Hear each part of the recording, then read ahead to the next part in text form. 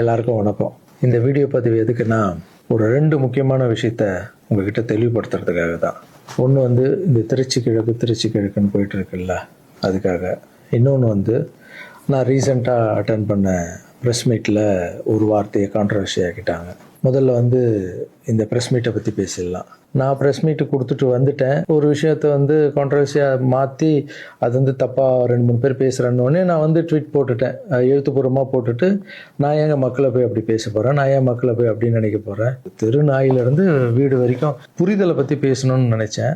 நான் பாட்டு ட்வீட் போட்டு எழுத்துப்பூர்வமாக போட்டுட்டு நான் ஷூட்டிங் போயிட்டேன். ஷூட்டிங் பண்ணிக்கிட்டே இருக்கோம். 2 நாளுக்கு அப்புறம் பார்த்தீங்கன்னா ஃப்ரெண்ட்ஸ் எல்லாம் ஃபோனு, நண்பா நீ இதுக்கு ஒரு வீடியோ போட்டால் நல்லாயிருக்கும், எல்லாம் தப்பாக புரிஞ்சிட்டு இருக்காங்க, ஒரு சிலர் இதை அட்வான்டேஜாக எடுத்துக்கின்னு உன்னை பற்றி தப்பாக பேசிகிட்டு இருக்காங்க அப்படின்னா, இப்போ அதான் ஒரு தடவை ட்வீட் போட்டுட்டான்ல, விட்டு நம்ம அதுக்கு போய் சும்மா பேசிகிட்டு இருக்கக்கூடாது. தப்பு நம்ம பண்ணால் பரவாயில்ல, நம்ம தான் பண்ணலையே அப்படின்னு விட்டாச்சு. அதுக்கப்புறம் என்னுடைய ட்ரஸ்ட் குழந்தைங்கள்லாம் ஃபோன் போட்டு, நம்ம படிக்க வச்ச குழந்தைங்க அங்கங்கே வேலை பண்ணிகிட்டு இருக்காங்கல்ல, அங்கிள் நீங்கள் இதுக்காக ஒரு வீடியோ போடுங்க ப்ளீஸ், இது ரொம்ப தப்பாக போய்ட்டுருக்கு அப்படின்லாம் பேசினாங்க. என்னடா இது எல்லாம் அப்படி சொல்கிறாங்களே அப்படின்னு பார்க்கும்போது, வீட்டுக்கு போனால் வீட்டில் அம்மாவும் அப்செட்டில் இருக்காங்க. இதுக்கு தான் நான் ஒன்று அரசியலுக்கு போவானு. நான் ஐயோ இது ஏதோ ரொம்ப தப்பாக இருக்குது போல். ஃப்ரெண்ட்ஸுங்கிட்ட எல்லாம் கேட்டு பார்த்தா, நம்ம சொன்ன எண்ணங்கள் வேறு, இவங்க தப்பாக பேசிகிட்டு இருக்காங்க, அதுவும் ரொம்ப தப்பாக இருக்குது அப்படின்னும் போது, எனக்கு ரொம்ப க்ளோஸான ஒரு பையன் ஒருத்தர் இருக்கார் என்னுடைய ட்ரஸ்ட்டில். அவர் பேர் ராஜகோபால். அவர் ஒரே ஃபோனில், அங்கிள் நீங்கள் இதுக்கு ஒரு ட்வீட் போட்டு ஆகணும், நீங்கள் அந்த ராஜகோபால் யாருன்னு நான் உங்களுக்கு இன்ட்ரடியூஸ் பண்ண போகிறேன். இது வரைக்கும் நான் பசங்களை டான்ஸ் ஆட வைக்கிறாருன்னு மேலோட்டமாக பார்த்துருக்கீங்க, பசங்களை படிக்க வச்சுருக்காங்கன்னு மேலோட்டமாக பார்த்துருக்கீங்க, அவங்க ஹாப்பியாக இருக்காங்க, இவங்க டான்ஸ் ஆடுறாங்க, இவங்களை படிக்க வைக்கிறாங்க, மாஸ்டர் பர்த்டே கேக் வெட்டுறாரு, இது மட்டும் தானே பார்த்துருக்கீங்க. ஒவ்வொரு வாழ்க்கையிலும் எவ்வளோ கஷ்டம் இருக்குது, அவங்கள நான் எவ்வளோ கஷ்டப்பட்டு வளர்த்தேன் அப்படின்றதெல்லாம் அப்போல்லாம் ரீல்லாம் இல்லை. இப்போ சொல்கிறேன், ஒரே ஒரு பையனுடைய அவர் எப்படி சேர்ந்தார், அவருடைய கஷ்டம் என்ன, நான் எவ்வளோ கஷ்டப்பட்டேன், அவர் இப்போ எந்த நிலைமையில் இருக்கார், எந்த நிலைமையில் இருந்தாலும் நான் அவர் எப்படி விடாமல் இருக்கன்றதை அந்த பையனை இன்ட்ரடியூஸ் பண்ணுறவாங்க. இவர் பேர் தான் ராஜகோபால். இந்த வீடியோவில் பேசியே அவனுன்ற முடிவில் வந்திருக்காரு. இவர் நிறைய ஆசைப்பட மாட்டார், ஏதாவது ஆசைப்பட்டு கேட்டால் செஞ்சிடணும், எல்லாம் கொஞ்சம் கோவம் வர அவருக்கு. இவர் யாருன்னு முதல்ல நான் சொல்கிறேன். இவர் சேர்ந்தது 20 வருஷத்துக்கு முன்னாடி என்கிட்ட சேர்ந்தார். எப்படி தெரியுமா சேர்ந்தார்? நைட் நான் படுத்துட்டு இருக்கேன், ஒரு 11 மணிக்கு சொல்கிறாங்க, கீழே உங்கள் வீட்டு கீழே யாரோ ஒருத்தர் வெயிட் பண்ணுறாங்க சார், உங்களை பார்க்கணும் அப்படின்னு சொல்கிறாங்க. இல்லைங்க 11 மணி ஆயிடுச்சு, காலையில் வர சொல்லுங்க அப்படின்னு. ஒரு சிலர் படிப்புக்கு ஹெல்ப் கேட்டு வருவாங்க, இந்த ஆர்ட் ஆப்ரேஷன் ஹெல்ப் கேட்டு வருவாங்க அப்படின்னு நினச்சி, சரி படிப்புக்காக தான் வந்திருப்பாங்க நான் நினச்சிக்கிட்டு காலையில் வர சொல்லுங்கன்னு சொல்கிறேன். இல்லை அப்பா அம்மா இல்லை, யாருமே இல்லை, ஊர்லேருந்து உங்களை நம்பி வந்துட்டாராம், ஸோ உங்களை பார்க்கணுன்னு வெயிட் பண்ணுங்கிறார். கீழே போய் பார்த்ததும் தான். அப்போ இவர் கொஞ்சம் நடப்பார், நல்லா நடப்பார். கொஞ்சம்னா பெண்டாய் நடந்து போய் வர அளவுக்கு இவரால் முடியும். போய் பார்த்தேன், அப்படியே கண்ணில் அப்படியே தண்ணி, அப்படியே கலங்கி என்னை அப்படியே கட்டி பிடிச்சாரு. 20 வருஷத்துக்கு முன்னாடி இவர். ஸோ அந்த அணைப்பிலே எனக்கு ஃபீல் ஆச்சு, இது வலி உள்ள ரொம்ப இருக்குது, அவருக்குள்ள நிறைய வலி இருக்குன்னு என்னால் ஃபீல் பண்ண முடிஞ்சது. ஏடாக நானும் உட்காந்து கேட்டேன், இல்லை சார் எனக்கு அப்பாவும் இல்லை அம்மாவும் இல்லை யாரும் இல்லை, என்னால் கொஞ்சம் தான் நடக்க முடியும், எனக்கு நீங்கள் உங்களை பற்றி கேள்விப்பட்டேன் சார், நான் இங்கேயே உங்கள் கூடவே தங்கிக்கிறேன் சார், உங்களை பற்றிலாம் நான் படிச்சிருக்கேன் சார், எனக்கு அப்பாவா அம்மாவா இருந்து நீங்கள் என்னை பார்க்கணும் சார் அப்படின்னு. அந்த நைட் டைமு, அவருடைய பேகு, நடக்க முடியாத ஒரு சூழல் அப்படியே பார்த்து, அப்போ தான் நான் ஆரம்பித்து சின்ன குழந்தைங்க இருக்காங்க, பெரியவங்களை எப்படி சேர்த்துக்கிறது உள்ள, குழந்தைங்க கூட போய் எப்படி நம்ம இவங்கள மிக்ஸ் பண்ணுறது, இந்த டவுட்டெல்லாம் இருக்குது மைண்டில், இதெல்லாம் ஓடுது. எல்லாம் சின்ன பசங்களாக இருக்காங்க, இவர் பெரியவராக இருக்கார், எப்படி உள்ள இதெல்லாம் போயிட்டு இருக்கும்போது கூட யோசனை பண்ணிக்கிட்டே இருக்கேன். பட் எது நடந்தாலும் இல்லை, கடவுள் அமைச்சிருக்காரு, அவ்வளோதான், சேவையே கடவுள், வாங்க நான் பார்த்துக்கலாம் அப்படின்னு அவர் அப்படியே உள்ளே கூப்பிட்டு போய் ஃபஸ்ட் டைம் சாப்பாடு போடுறோம் வீட்டில். அந்த பசியில் அவர் சாப்பிட்டது அதெல்லாம் கூட இன்னும் கூட எனக்கு ஞாபகம் இருக்குது. அந்த பசியில் சாப்பிடும்போது கண் கலங்கிட்டே இருந்தார், அவ்வளோ பசியில் இருந்தார் அவர். ஸோ இவருக்கு கீழே ஒரு ரூம் கொடுத்து, ஆஃபீஸ்க்கு போகிறதுக்கு முன்னாடி கீழே ஒரு ரூம் கொடுத்து, இவருக்குன்னு ஒரு செப்பரேட் ரூம் கொடுத்து, குழந்தைங்கள்லாம் உள்ளே இருப்பாங்க, இவர் மட்டும் ஆஃபீஸ்க்குள்ளே போகிறதுக்கு முன்னாடி ஒரு ரூம் கொடுத்து இங்கே தங்குங்கன்னொடனே அவர் அழுது எல்லாம் பயங்கர ஹாப்பியாக ஸ்டே ஆகிட்டார். அப்புறம் பார்த்தீங்கன்னா அப்படியே காலம்போது என் கூடவே இருக்காரு, ஹாப்பி, எல்லாமே மறுபடியும் இம்ப்ரூவ் ஆயிடுச்சு. ஒரு 3-4 வருஷத்துக்கு அப்புறம் ட்ரஸ்ட்டுக்கு நிறைய பேர் போகிறது இதெல்லாம் இருந்தது. அப்புறம் ஆஃபீஸில் உட்காரோன்னா இவர் ரூம் பக்கத்துலேயே இருந்ததால நான் என்ன சொன்னேன்னா, கண்ணா நம்ம ரூம் நம்ம மேலே மாற்றிக்கலாம், ஏன்னா ஆஃபீஸ் இருக்குது, உங்களுக்கும் தூங்கணும், டிஸ்டர்ப் ஆகும், நிறைய க்ரௌட் வந்துட்டு போகிறாங்க அப்படின்னு கேஷுவலாக, நம்ம பிள்ளை தானே, நீ மேலே எடுத்துக்கிடா கண்ணா அப்படின்னு சொல்லிட்டு போயிட்டேன். திடீர்னு நைட்டு ஃபோன் வருது, ராஜகோபால் கழுத்தை அறுத்துக்கிட்டாரு, அவருக்கு ரத்தம் ஊற்றுதுன்னு. என்னன்னு புரியல. நானும் ஒய்ஃபு எல்லாம் பதறிச்சுட்டு ஓடணும். போய் பார்த்தா ஒரு பிளேடில் எடுத்து கழுத்தை அறுத்துட்டு இருக்காரு. என்னன்னு ஒர்க்கர்ஸ் கிட்ட கேட்டால் அவங்க சொல்கிறாங்க, இல்லை நீங்கள் கீழே ரூம்லேருந்து மேலே மாற்றிட்டீங்களா அப்படின்னு. பார்க்கறதுக்கு தான் இவர் விளையாட்டு போல மாதிரி இருப்பார், அமைதியாக இருப்பார், பயங்கர வால் இது. உடனே நைட்டு ஹாஸ்பிட்டலுக்கு அந்த சூழலை கொஞ்சம் நினச்சி பாருங்களேன். இதெல்லாம் இல்லாமல் நான் நார்மலாக நிம்மதியாக படம் பண்ணணுமா, வந்தோமா, எக்ஸசைஸ் பண்ணணுமா, தூங்கணுமா அப்படின்னு நான் இருந்துருக்கலாம்ல. மக்களுக்கு ஏதோ ஒன்று பண்ணணும் தானே. இந்த ஒரு பையனுக்கே எப்படி நைட்டெல்லாம் போய் ஹாஸ்பிட்டலில் உட்காந்து அவருக்கு என்ன ஆகுமோ ஏது ஆகும்னு பயந்து, அதுக்கப்புறம் கூப்பிட்டு வந்து எதுவும் ஆகலன்னு கண்ணா இப்படி பண்ணாதுன்னு அதுக்கப்புறம் தான் அவரே புரிஞ்சுக்கிட்டார். ஒரு மாதம் மேலே இருந்தவொடனே, ஆமாம் மாஸ்டர் கீழேன்னா எல்லாம் வந்துட்டு போவாங்க, எனக்கு தூக்கமே இருக்க, மேலே நிம்மதியாக இருக்கு மாஸ்டர், ஹாப்பியாக இருக்குன்னு. இந்த மாதிரி பசங்களுக்கு டக்குன்னு கோவம் வந்துடும். அதை புரிஞ்சுக்கணும். இந்த ஒரு பையனுக்கே இந்த ஸ்டோரி இருக்குது. அதுக்கப்புறம் இவர் என்ன பண்ணார், நல்லா நடந்திருந்த பையன் வெளியே போவாதுன்னு சொன்னால் என்ன கேட்காம ஏதோ வெளியே போயிருக்காரு. ஏதோ ஒரு இடத்துல போய் விழுந்து பேக் போன்னு அடிபட்டுருச்சு. அவ்வளோதான், ஆப்ரேஷன் பண்ணாதான் இவரால் உட்காரவே முடியும்னு சொல்லிட்டாங்க. சரி, ஒரு ஹாஸ்பிட்டல் நான் டிசைட் பண்ணி ஆப்ரேஷன் போனாலும் நான் இந்த ஹாஸ்பிட்டல்லாம் ஆப்ரேஷன் பண்ணிக்க மாட்டேன், நான் காவேரி ஹாஸ்பிட்டலில் தான் ஆப்ரேஷன் பண்ணிக்கன்னு சொன்னார் அவர். ஏன்டா அது காவேரி ஹாஸ்பிட்டல்? அந்த டைமில் வந்து கலைஞர் ஐயா இருக்கார்ல, அவர் வந்து அந்த ஹாஸ்பிட்டலில் உடம்பு சரியில்லாமல் இருந்தார். இவர் அந்த நியூஸ்லாம் பார்த்துட்டு காவேரி ஹாஸ்பிட்டல் தான், சிஎம்லாம் இருக்காங்கல்ல, அதான் பெரிய ஹாஸ்பிட்டல், அங்கே தான் எனக்கு வேணும் அப்படின்னு. என்ன பண்ணுறது, தம்பி போல புள்ள மாதிரி வந்துட்டாரு. அதே காவேரி ஹாஸ்பிட்டல் கூட்டு போய் அங்க ஒரு டாக்டர், இப்போ டாக்டர் பேர் என்ன கண்ணா? ஷாம் சுந்தர் டாக்டர். இப்ப கூட போய் பார்த்துட்டு வந்தீங்கல்ல? இப்ப கழுத்துக்கு அவர் ப்ராப்ளம், இப்ப போய் பார்த்துட்டு வந்திருக்காரு. உங்களுக்கு ஆபரேஷன் எத்தனை நாள் ஆச்சு, எத்தனை வருஷம் ஆச்சு? 5 வருஷம். 5 வருஷத்துக்கு முன்னாடி அந்த காவேரி ஹாஸ்பிட்டலே போய் இவருக்கு ஆபரேஷன் பண்ணி, இதெல்லாம் பப்ளிசிட்டி பண்ணணும்னு சொல்லியிருந்தா கீழே விழுந்தது போட்டிருக்கணும், ஆபரேஷன் டாக்டர் எப்படி பண்றாருன்னு போட்டிருக்கணும். ஆபரேஷனுக்கு அப்புறம் என்ன தெரியுமா நடந்தது? அதுதான், ஆபரேஷனுக்கு அப்புறம் இவரால நடக்க முடியாது, ஒரு ஆளை போட்டு தான் பாத்துக்கணும்னாங்க. அப்புறம் இவருக்கு ஒரு அம்மா வேலைக்கு ஆளை போட்டோம் இவரை பாத்துக்கிறதுக்கு வீட்டுல. இதெல்லாம் என் சொந்த வீட்டுல வளர்க்குறேங்க, நான் ஃபர்ஸ்ட் வாங்கின வீட்டுல வளர்க்குறேன். ஆமா, இதெல்லாம் என்ன சர்வீஸ்? மக்களுக்காக பண்றது. மக்கள் பணத்தால் தான் நான் நல்லா இருக்கேன்.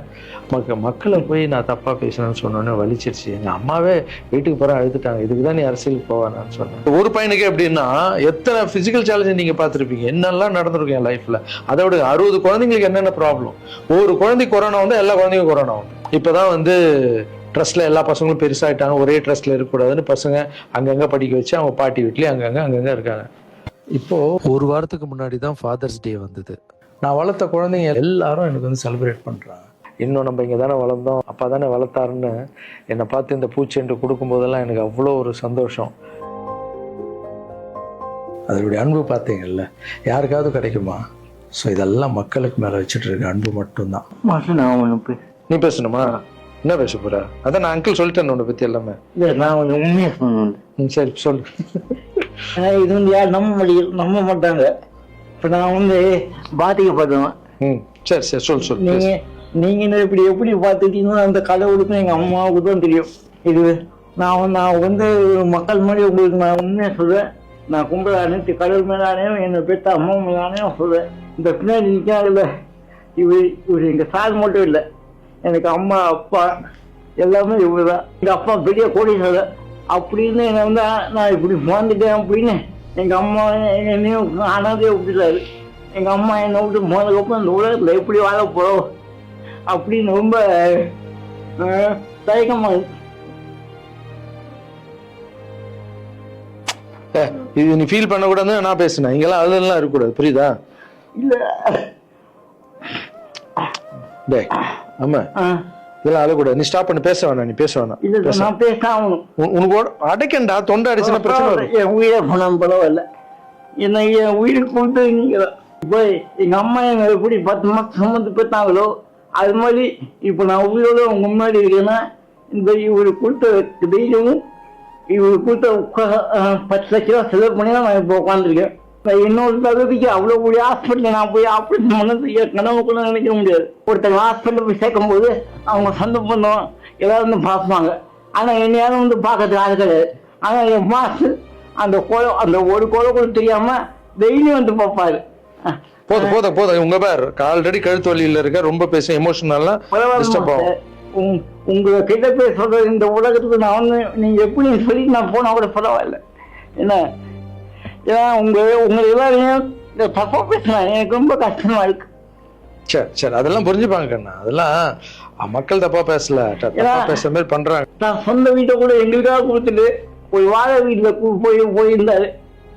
இந்த காலத்துல அப்படி யாருங்க செய்வா?